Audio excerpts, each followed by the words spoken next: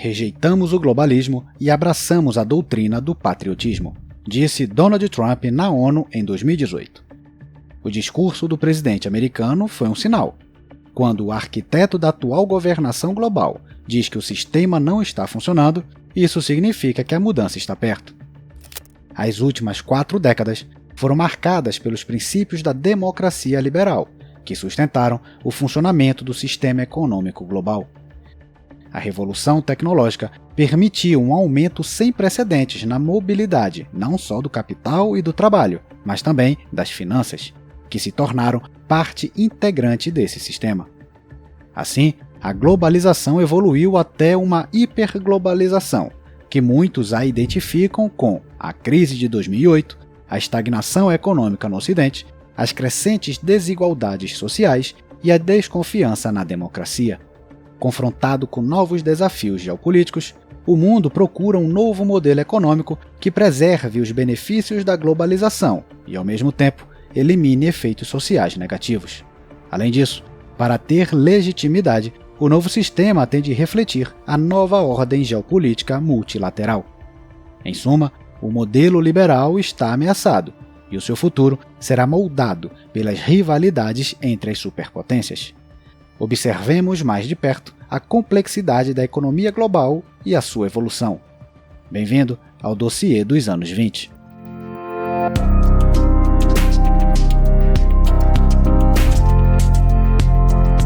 Ajude o nosso conteúdo a chegar a mais pessoas. Curta, compartilhe e se inscreva aqui no canal.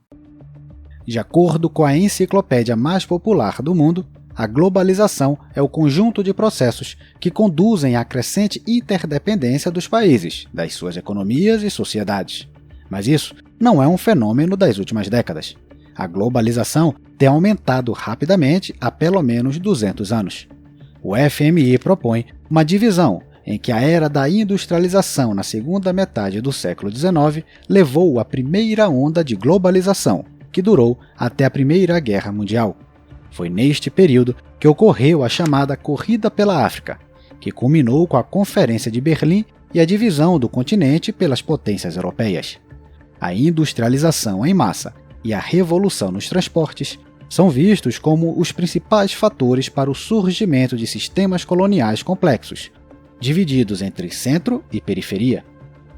Já o período entre guerras foi caracterizado por um elevado grau de protecionismo, especialmente após a Grande Depressão de 29, que levou à radicalização na Europa.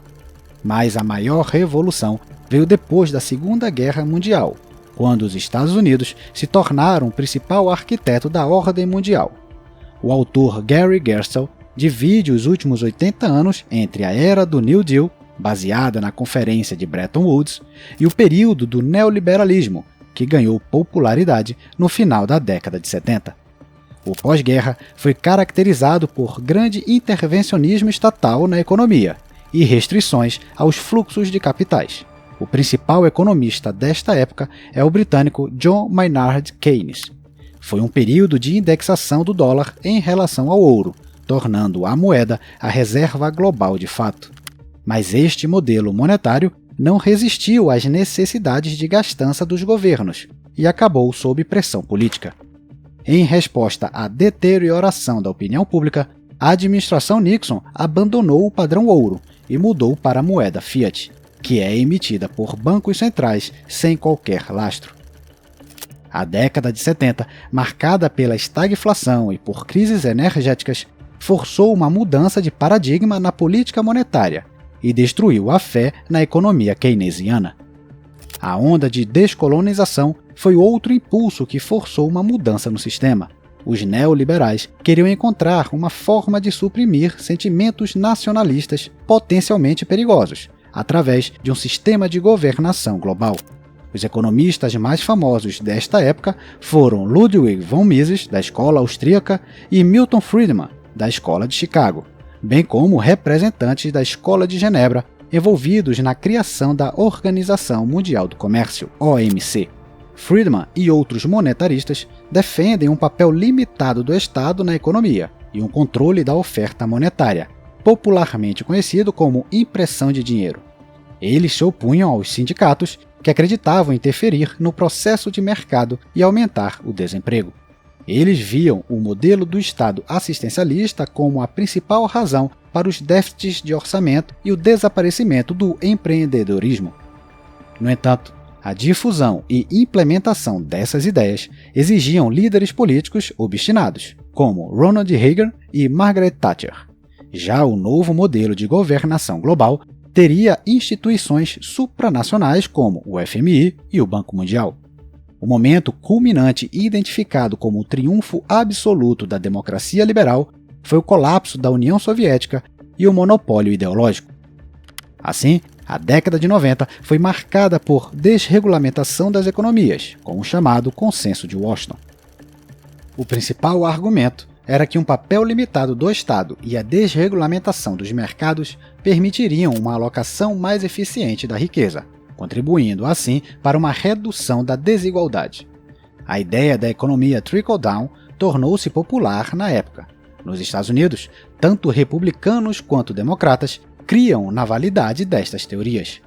Ronald Reagan é considerado o arquiteto do novo modelo socioeconômico, mas Bill Clinton, que assinou o Acordo de Livre Comércio com o México e o Canadá, o NAFTA, e que pressionou pela entrada da China na OMC, é visto por muitos como o principal implementador da visão neoliberal. Portanto, essa foi mais uma fase da história da economia política baseada no liberalismo, desta vez em escala global. Uma característica importante da segunda fase da globalização foi a abertura das economias emergentes, que durante anos mantiveram tarifas elevadas para proteger os seus setores nacionais. A redução das barreiras comerciais e a crescente influência da OMC tornaram-se a força motriz por trás da era da hiperglobalização. De 1985 a 2007, o crescimento do comércio global foi o dobro do PIB. Antes da crise financeira, o comércio internacional representava 60% do PIB global. Em retrospecto, é evidente que os mais bem-sucedidos foram os países da Ásia que optaram por políticas econômicas desenvolvimentistas, onde a abertura aos mercados de exportação foi apoiada por forte intervenção estatal. A globalização, na sua versão neoliberal, permitiu à Ásia ser o centro de gravidade do século XXI. Um divisor de águas foi a entrada da China na OMC em 2001, apoiada por Bill Clinton. Os líderes ocidentais estavam convencidos da correlação entre o desenvolvimento econômico e a democracia, vista como um modelo universal de governação. Agora, estas ideias parecem ingênuas, mas refletiam o zeitgeist da época. A integração econômica da China era crucial para a hiperglobalização. Em menos de uma década, as exportações da China cresceram 460%. Porém, a prosperidade veio com a elevação da desigualdade social, corrupção e a mistura de interesses entre empresas e o Partido Comunista.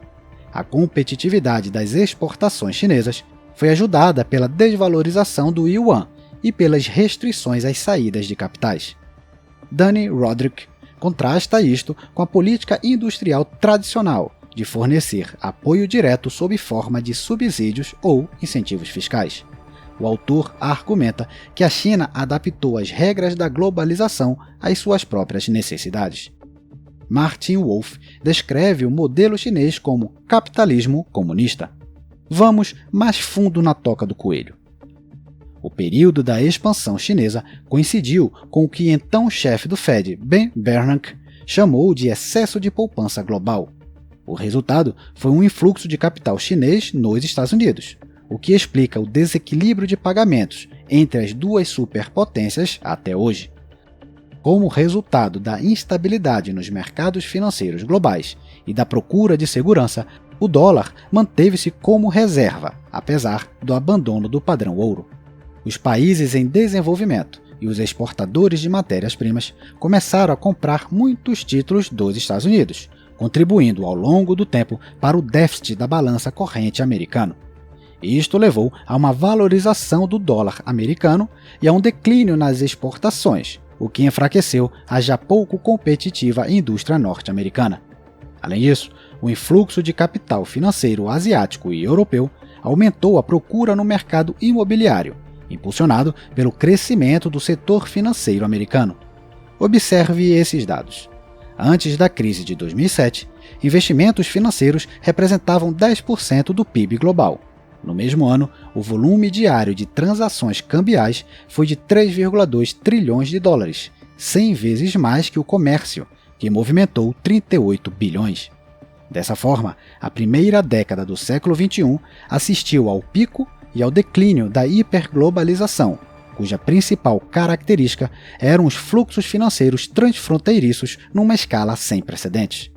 Economistas como Joseph Stiglitz criticavam a época como uma corrida regulatória para o fundo, na qual os estados competiam para atrair investimentos de empresas transnacionais. E assim, assistimos ao início do fim da era do neoliberalismo. O seu colapso começou com a crise de 2008. A crise afetou um sistema financeiro altamente globalizado e levou a ainda mais intervenção dos bancos centrais, credores de última instância. A onda de liberalização comercial na década de 90, impulsionada pela OMC, e incentivo do FMI sobre fluxos de capitais, levou à chamada financeirização da economia dos Estados Unidos, como resultado da elevada procura de ativos denominados em dólar. Críticos desse sistema, como Hannah Furahar e Joseph Stiglitz, salientam que a era da hiperglobalização contribuiu para uma maior frequência de crises financeiras. Tal como a estagflação e o intervencionismo estatal levaram ao fim de Bretton Woods, a grande recessão de 2008 marcou, para muitos, a falência do neoliberalismo e o início de um difícil período de transição. Assistimos a um declínio de produtividade no Ocidente e a uma diminuição da globalização. Alguns economistas referem-se a este período como estagnação secular, caracterizada pela falta de investimentos, apesar das taxas de juros historicamente baixas. Esse cenário intensificou o debate sobre as consequências sociais negativas das políticas econômicas das últimas décadas. Barack Obama tentou reavivar uma liberalização comercial, baseando a sua política em novos acordos de livre comércio. Porém, Obama, que se baseava na experiência de membros da antiga administração Clinton, vacilou face à crescente oposição dos eleitores. Vale a pena recordar que a abertura dos Estados Unidos ao comércio com a China na primeira década do século XXI causou o choque chinês, que devastou o setor industrial americano. Cerca de 2,4 milhões de empregos foram perdidos entre 1999 e 2011. As regiões mais afetadas situam-se no Cinturão da Ferrugem. As tragédias de pequenas comunidades em estados como Ohio, Pensilvânia e Michigan levaram a um aumento de suicídios, as chamadas mortes por desespero e a radicalização política. Muitos especialistas debatem as origens do declínio da indústria de transformação nos Estados Unidos, sugerindo que foram o impacto do desenvolvimento tecnológico e a liberalização comercial. Martin Wolf, recorrendo a exemplos de outros países desenvolvidos, argumenta que a perda de empregos na indústria é um resultado natural do ciclo econômico. Atualmente, a indústria de transformação representa menos de 10% dos empregos nos Estados Unidos. Analistas do Instituto Cato chegam a uma conclusão semelhante. Mesmo países com uma elevada proporção de exportações no seu PIB, como Japão e Alemanha, registram declínio nos empregos da indústria nas últimas décadas. As preferências humanas também entram em cena. Resumindo, muitas pessoas, quando podem escolher, preferem trabalhar em um escritório, em vez de uma linha de produção, estereotipada como inferior. Esta descrição simplificada mostra a complexidade de toda a indústria econômica. A instabilidade resultante da hiperglobalização fez surgir líderes populistas, não só falando às camadas mais pobres da sociedade, mas também à classe média. Um exemplo é Marine Le Pen, que acusa o liberalismo econômico e a globalização de apagarem as identidades culturais. Na verdade, desde a década de 80, temos assistido à estagnação dos rendimentos da classe média e à crescente capitalização dos mercados financeiros, o que aumentou a desigualdade econômica entre Wall Street e Main Street. Há uma tese interessante no livro Trade Wars Are Class Wars. Ela defende que as desigualdades sociais que criaram excedentes de poupança na globalização explicam o retorno do protecionismo, especialmente no caso dos Estados Unidos, que ter déficits elevados facilita outros excedentes comerciais. Para os autores, a melhor solução para os desequilíbrios globais passaria por reformas domésticas, tanto em potências exportadoras, como a China e a Alemanha, como nos Estados Unidos, que não fazem investimento público em obras ou em educação. Os autores defendem, portanto, que os principais problemas da globalização estão relacionados com a desigualdade a nível nacional, que se traduz em desequilíbrios globais por meio do sistema financeiro globalizado. O modelo neoliberal de globalização foi abandonado nos Estados Unidos após a vitória de Donald Trump em 2016. Este momento marcou o fim simbólico do Consenso de Washington. Os republicanos propuseram o conceito de America First, no qual os interesses dos cidadãos deveriam desempenhar um papel primordial. No seu discurso de posse, Trump prometeu que o protecionismo traria prosperidade aos americanos. O ex-presidente também afirmou que a globalização tinha levado ao maior roubo de empregos da história. No entanto, os resultados das políticas de Trump foram mistos. Apesar do declínio nas importações provenientes da China, o déficit comercial dos Estados Unidos aumentou, tal como os preços de bens de consumo. As reduções fiscais aumentaram o déficit do orçamento, impactando negativamente a balança corrente. Os Estados Unidos são um exemplo clássico de um país que sofre do chamado déficit duplo. O problema é a elevada procura global por ativos financeiros americanos, especialmente títulos do governo. O aumento da dívida pública e as emissões de bonds levam a uma deterioração da balança de pagamentos. Também houve a erosão do sistema multilateral durante o governo Trump. Ao bloquear a nomeação de juízes para o Tribunal Arbitral da OMC, os americanos contribuíram para o colapso do sistema que eles mesmos conceberam. Ao contrário dos Estados Unidos, Japão e União Europeia preferem basear a sua nova estratégia numa OMC reforçada, o que resultou na criação de um tribunal alternativo dentro de uma coligação de países. Robert Lighthizer, representante comercial, tornou-se o rosto do protecionismo da administração Trump. O nível médio das tarifas de importações chinesas aumentou para 26% em 2018. Lighthizer acredita que os Estados Unidos deveriam usar a política comercial para fortalecer a indústria nacional, que ele vê como uma fonte de inovação e prosperidade para as comunidades locais, fundamental na nação americana. Em seu novo livro intitulado Nenhum Comércio é Livre, ele argumenta que os acordos de livre comércio na década de 90 destruíram o contrato social americano. Um dos planos mais controversos de Trump é impor uma barreira tarifária de 10% sobre todos os bens importados. A The Economist estima que tal decisão poderia reduzir o rendimento das famílias em até $2.000. No livro, Lighthizer acrescenta que as tarifas devem aumentar até que o equilíbrio no comércio seja alcançado.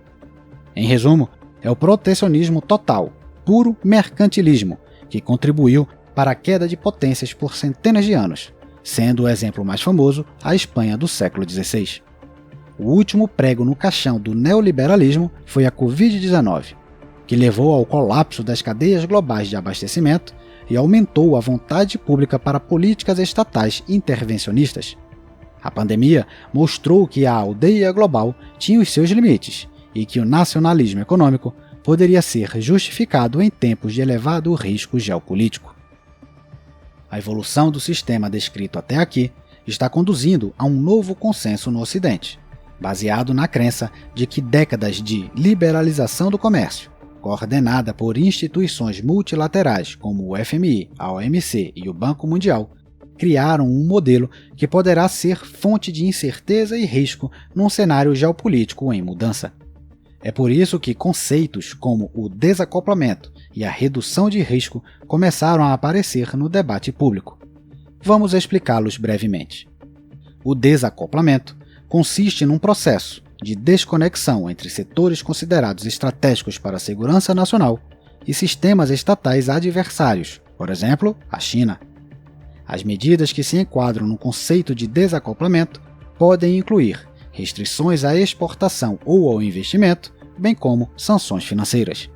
Já a redução de risco, que ganhou espaço ao longo do último ano, refere-se à dimensão mais ampla das relações econômicas e visa diversificar os riscos associados à dependência excessiva de países considerados concorrentes geopolíticos.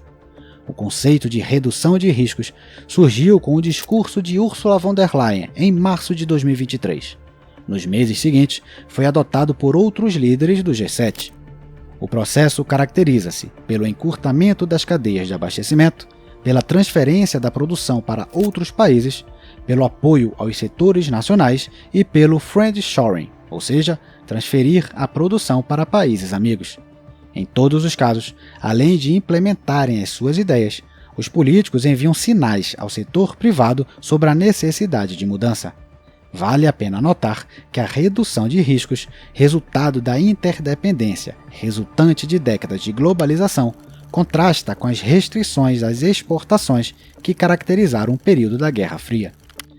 Para compreender melhor a dinâmica das mudanças em curso, observemos as políticas de Joe Biden, que representam tanto uma continuação como uma evolução da abordagem de Donald Trump.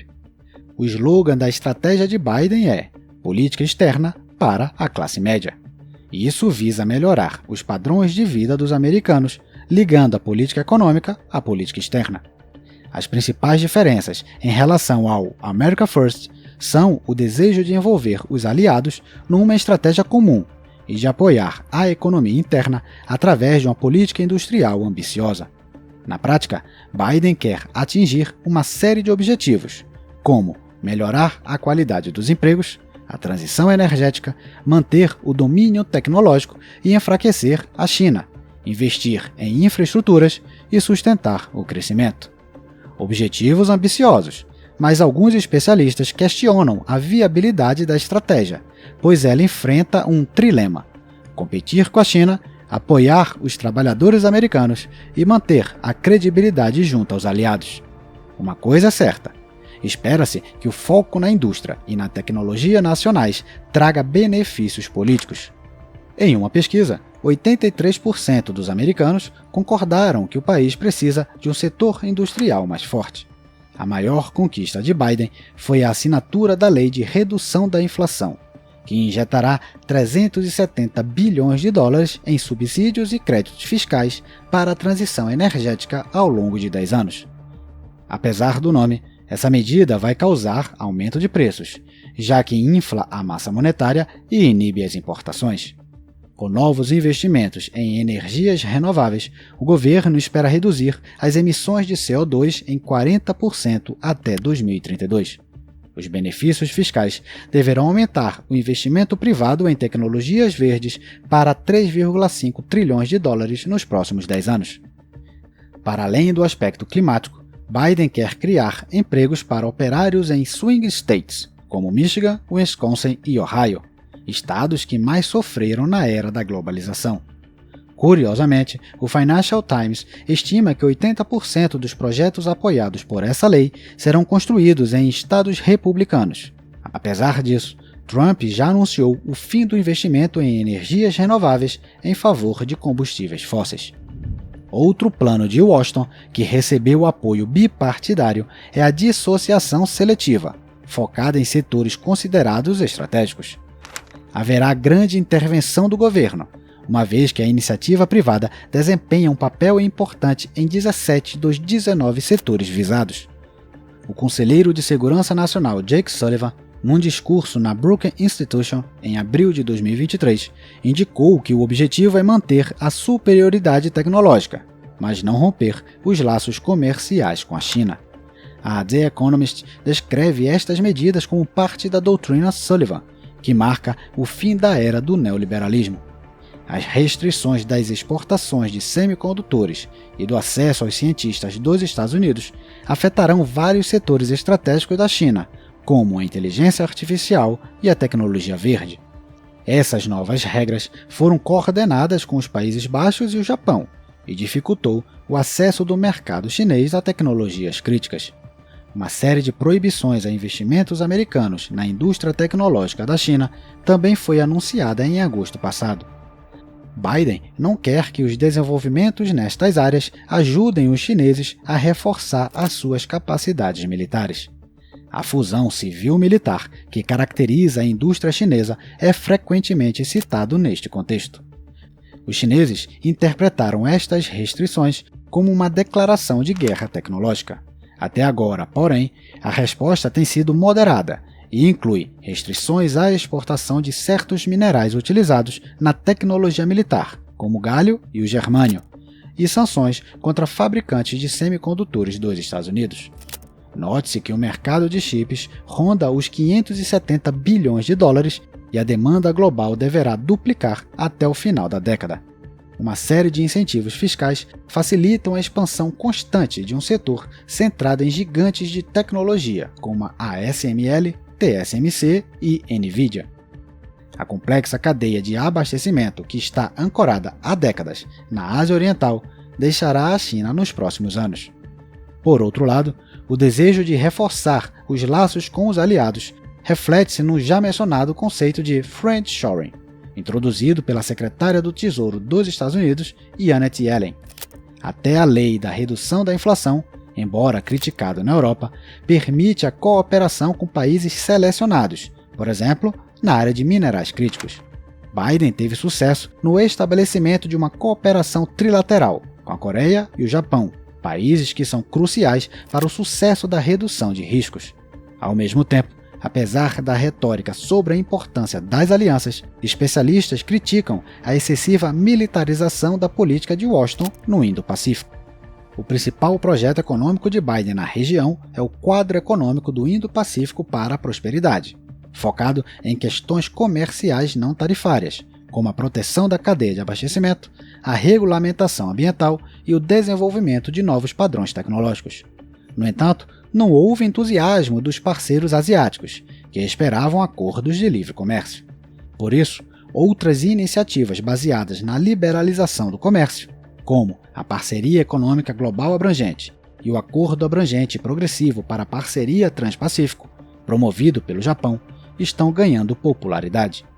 A China está interessada em ambas as iniciativas, colocando os Estados Unidos numa posição desconfortável numa região que é o epicentro do comércio global. A falta de vontade política nos Estados Unidos para assinar acordos comerciais deve-se à política doméstica e ao receio de minar indústrias menos competitivas. A abordagem cautelosa dos democratas é o resultado de um diagnóstico das mudanças fundamentais na sociedade americana, que levaram ao triunfo de Trump. Ao mesmo tempo, a onda de liberalização na década de 90 levou a um declínio histórico nos níveis tarifários. No início daquela década, as tarifas médias na Índia e na China eram de 56% e 30%, respectivamente. Hoje são apenas 7% e 4%. Porém, o renascimento do protecionismo nos Estados Unidos, apoiado por ambos os partidos, elevou as barreiras comerciais aos seus níveis mais elevados desde a implementação da dura lei Smoot-Hawley de 1930. O protecionismo das Bidenomics chateou os europeus, que procuram manter a competitividade das suas próprias indústrias. A resposta da União Europeia aos desafios geopolíticos é dificultada pelas diferenças das estruturas comerciais e econômicas dos membros do bloco. Além disso, tal como no passado, a China procurará dividir a Europa. A implementação de propostas feitas pela Comissão Europeia depende da vontade do Conselho e do Parlamento Europeus, que são órgãos intergovernamentais e, portanto, sensíveis a diferentes interesses nacionais. A União Europeia está tentando encontrar o seu caminho na nova realidade. Em 2023, anunciou uma estratégia formal para a segurança econômica. As principais propostas incluem o instrumento anticoerção para dissuadir a extorsão econômica e o plano industrial do Pacto Ecológico. As fontes de financiamento variam desde fundos nacionais, abastecidos por subsídios domésticos, até instrumentos financeiros conjuntos, como o Fundo de Reconstrução Próxima Geração da União Europeia, de 800 bilhões de euros, que deverá fornecer empréstimos e subvenções. Esta será provavelmente uma iniciativa pontual, já que as taxas de juros estão mais elevadas do que o esperado pelos investidores. As barreiras ao financiamento público continuam sendo um problema para a União Europeia, que, ao contrário dos Estados Unidos, não tem uma união fiscal nem um orçamento comum. Os céticos salientam que a falta de uma fonte permanente de financiamento poderá ser um grande obstáculo para a Europa a enfrentar a indústria americana. Outras iniciativas são a Lei das Matérias-Primas Críticas e a Lei dos Chips da União Europeia, no valor de 43 bilhões de euros, para a construção de fábricas de semicondutores. Os investimentos e um influxo de fundos públicos levaram a TSMC e a Intel a lançar novos projetos na Alemanha. O objetivo é concentrar a produção de 20% da demanda de semicondutores da Europa nos países da União Europeia. A Comissão Europeia terá de conciliar os objetivos contraditórios de descarbonizar a economia e de proteger a indústria nacional dos produtos competitivos chineses. Um caso interessante é o do setor automobilístico, onde empresas chinesas como a BYD obtiveram uma vantagem de preço ao optarem por verticalizar toda a cadeia de produção. Entre 2019 e 2023, a China aumentou a sua participação nas exportações mundiais de veículos elétricos, de 1% para 24%. Bruxelas acredita que os fabricantes chineses, que recebem apoio estatal, estão violando as regras de concorrência leal. Como resultado, uma investigação sobre os subsídios foi lançada no ano passado. O think tank americano CSIS estima que o apoio estatal chinês ao setor de veículos elétricos de 2009 a 2021 foi de 125 bilhões de dólares. Desde a posse de Trump, as tarifas sobre os automóveis chineses têm sido consistentemente elevadas até 27,5%. Além disso, os Estados Unidos anunciaram incentivos fiscais de 7.500 dólares para cada carro elétrico produzido no país. É evidente que surgiu um consenso entre os países do G7 nos últimos meses sobre a legitimidade da redução de riscos e a necessidade de coordenação entre governos e empresas. Os próximos anos serão caracterizados por tentativas de conciliar os interesses de cada país. O principal desafio será coordenar as políticas comerciais e criar cadeias de abastecimento competitivas e mais seguras. De importância fundamental para o futuro da globalização é a política industrial verde, supostamente para prevenir as alterações climáticas, tornar as cadeias de abastecimento mais resilientes e criar novos empregos. Dadas as elevadas exigências financeiras desta estratégia, é provável que vejamos o surgimento de uma nova rivalidade econômica entre as superpotências. Além dos planos dos Estados Unidos e da União Europeia mencionados antes, também há iniciativas nacionais na Coreia, no Japão, no Reino Unido e na Austrália. Por exemplo, o Partido Trabalhista, que provavelmente assumirá o poder nas eleições deste ano no Reino Unido, anunciou um plano de prosperidade verde, inspirado na Lei de Redução da Inflação dos Estados Unidos. Serão 28 bilhões de libras. Isto representaria um aumento de 60% no investimento público em comparação com os últimos 45 anos. Um caso interessante é o da Índia, que tem custos trabalhistas competitivos e uma demografia favorável, que se beneficiará da diversificação da produção global. O primeiro-ministro Narendra Modi anunciou um programa Made in India para estabelecer o país como um centro global de produção avançada. Os subsídios vistos como fundamentais nessa estratégia podem impulsionar a inovação e a descoberta tecnológica, mas também causam inflação. Na ausência de uma estratégia coordenada, podem ser fonte de tensão entre os países. As lições da história sugerem que os subsídios distorcem a distribuição da riqueza e, quando desenfreados, têm um impacto negativo na concorrência saudável. Na América Latina, as políticas pró-indústria e o protecionismo levaram a taxas de crescimento baixas e a uma década perdida. Mas existem algumas histórias de sucesso. A Coreia do Sul aumentou o seu PIB em 349% em 20 anos, desde 1973, graças ao surgimento de conglomerados industriais apoiados pelo Estado, conhecidos como chaebols.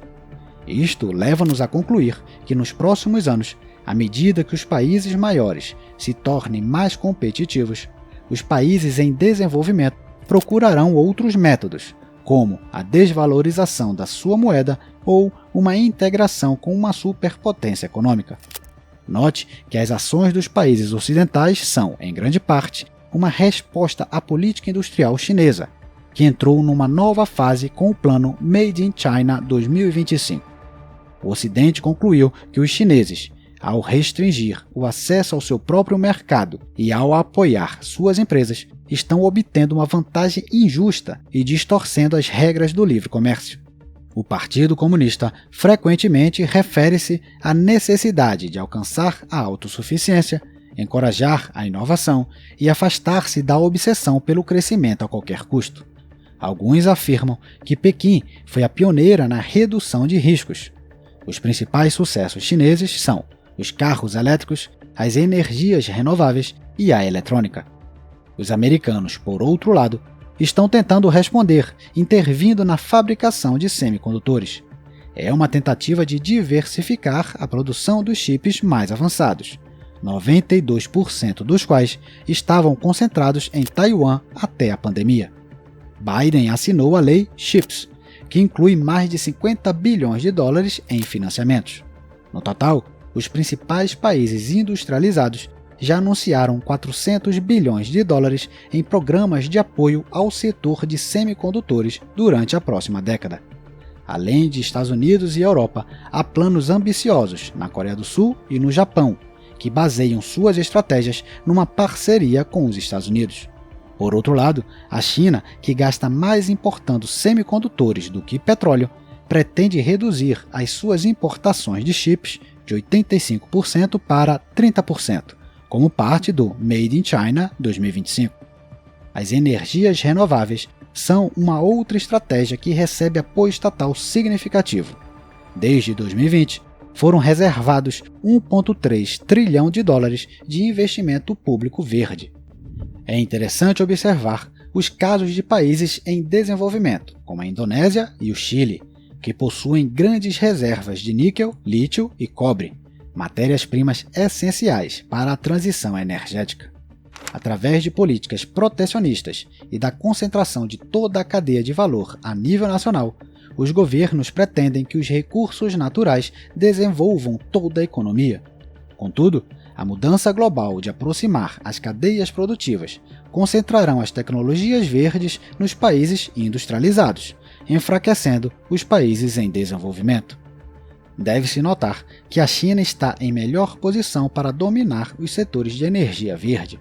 Apesar do declínio nas exportações para os Estados Unidos, a participação mundial da China nas exportações de baterias aumentou de 48% para 61% entre 2019 e 2023. O mesmo aconteceu no caso dos painéis fotovoltaicos. No geral, as exportações relacionadas com energias renováveis cresceram 30% ao ano, para quase 140 bilhões de dólares no ano passado. A produção de baterias na China aumentou quase 50 vezes desde 2015. Para os veículos elétricos, o aumento foi de quase 30 vezes. O domínio na energia renovável é visto como uma das principais oportunidades da China para gerar um maior crescimento, após décadas de investimentos improdutivos em infraestruturas. Dado o ritmo da mudança na economia global, qual o balanço da redução de riscos até agora? O cenário dos Estados Unidos pode servir de indicador. A participação das exportações no PIB dos Estados Unidos aumentou de 12% para 34% entre 1970 e 2012 e manteve-se nesse patamar na última década. Portanto, estagnado. O FMI usa o termo desaceleração para descrever o fenômeno dos últimos anos, mas um olhar mais atento revela que o processo de diversificação das importações continuará. Desde a presidência de Trump, o comércio com a China caiu 5,8%. No caso dos bens manufaturados, onde o déficit é particularmente grave, caiu 8,8%. Ao mesmo tempo, cresceram os comércios com o Vietnã, substituto das cadeias de abastecimento chinesas, com o México, um exemplo de nearshoring, e com a Europa, dada as exportações de energia. Em geral, a redução do risco é mais um ajuste do que uma revolução no comércio internacional. Aliás, a The Economist descreve o cenário atual como um falso desacoplamento, pois os Estados Unidos diversificam seus parceiros comerciais, ao mesmo tempo que aumentam o comércio com a China. Embora isto possa melhorar a balança comercial entre Estados Unidos e China, não prejudicará as exportações chinesas, mas tornará pior a situação dos consumidores americanos. O fenômeno descrito pela The Economist também aponta para a persistência e complexidade das cadeias de abastecimento da China, com forte interdependência econômica na Ásia, um continente baseado no livre comércio. Os analistas do McKinsey Global Institute decidiram medir a verdadeira extensão do friendshoring, combinando a distância geográfica do comércio entre países e o grau de convergência geopolítica com os Estados Unidos, com base nas votações da ONU. Descobriram que, nos últimos 6 anos, os Estados Unidos reduziram a sua distância comercial geopolítica em 10%, reforçando os laços com os aliados. Durante o mesmo período, a participação da Europa nas importações aumentou 2 pontos percentuais, para mais de 20%.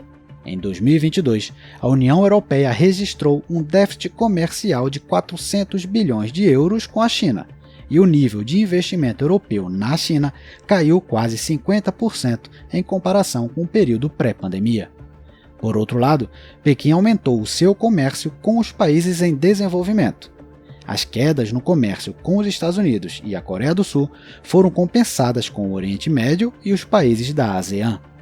Com isso, a participação desses países no comércio internacional da China ultrapassou os 50%.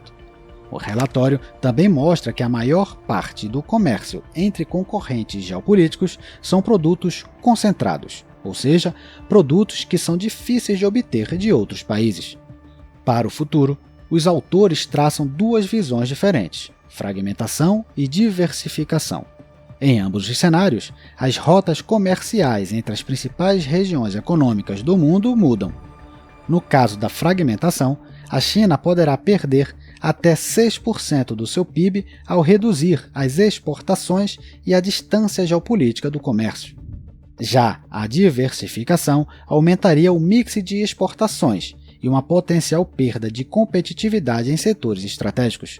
O relatório conclui que os países ocidentais, devido à sua dimensão econômica, se adaptariam mais facilmente no caso de fragmentação, com o desenvolvimento de novos mercados internos. A redução de riscos traz ameaças e oportunidades para os países em desenvolvimento, dependendo da velocidade da mudança. Uma simulação do FMI mostrou que num cenário de guerra fria entre os 2 blocos comerciais de Pequim e Washington, o PIB global poderá cair 7%. Curiosamente, os países em desenvolvimento perderiam mais com uma redução do livre comércio, sofrendo um colapso de até 5% do PIB. Em comparação, os Estados Unidos perderiam apenas 1%. O jornalista do Financial Times, Martin Wolf, argumenta que a evolução tecnológica conduzirá a globalização em direção ao comércio de serviços. Em vez de mudanças de geografias, veremos um complexo processo de diversificação das cadeias de abastecimento, envolvendo atores particulares e estatais.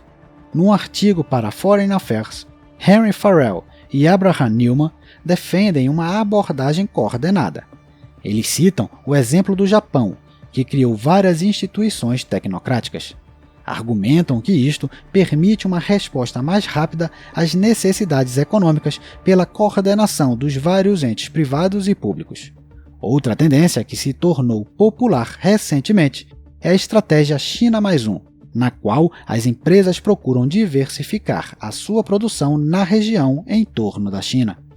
Com isso, no curto prazo, os países em desenvolvimento que partilham uma cadeia de abastecimento com a China, como Vietnã, México e Tailândia, se beneficiarão da redução de riscos.